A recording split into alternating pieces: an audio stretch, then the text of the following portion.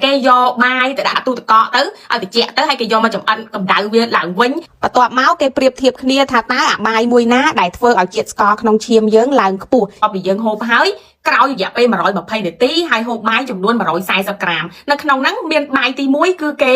ដាំថ្មី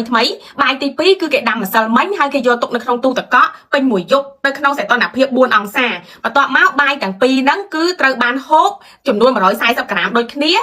ហើយនៅក្នុងសីតុណ្ហភាព65អង្សាចុះម្នាក់បាយក្តៅថ្មីនេះក៏គេទុកឲ្យសីតុណ្ហភាពចុះមកនៅ65អាបាយកម្ដៅគេកម្ដៅវាឲ្យឡើងទៅដល់សីតុណ្ហភាព65បន្ទាប់មកពីគេវាស់ទៅលើកម្រិតជាតិស្ករដែលកើនឡើងនៅក្នុងឈាមរបស់យើងរយៈពេល15នាទី30នាទី45នាទី60នាទីនិង90នាទីអាបាយអ្នកដែលហូបបាយហើយថ្មីនេះតែដាំហើយនិងអ្នកហូបបាយកម្ដៅខុសគ្នាមិនតាមរយៈលទ្ធផលនៃការធ្វើតេស្តនេះបង្ហាញថាអ្នកដែលគាត់ហូបបាយដែលកម្ដៅឡើងវិញហ្នឹងជាតិស្ករក្នុងឈាមគាត់អត់សូវឡើងខ្លាំងទេបាយដែលយើងយកទៅដាក់ក្នុងទូទឹកកកឲ្យត្រជាក់ហើយយកមកកម្ដៅឡើងវិញហ្នឹងគឺវាពិតជាល្អមែនតើជួយកាត់បន្ថយ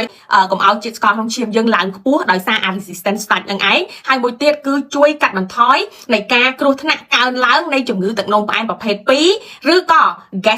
gestational diabetes មានន័យថាកើតទឹកនោមផ្អែមនៅពេលកំពុងមានផ្ទៃពោះអ្នកខ្លះគាត់ធម្មតាពេលគាត់មានផ្ទៃពោះគាត់កើតទឹកនោមផ្អែមបើយើងជាអ្នកហូបបាយជាប្រចាំចូលចិត្តហូបបាយបើយើងអាស៊ីយើងហូបពីច្រើនក៏អាស៊ីហូបបាយហីអញ្ចឹងយើងអាចធ្វើវិធីសាស្ត្របែបហ្នឹងទៅក៏ជួយយើងមួយផ្នែកដែរ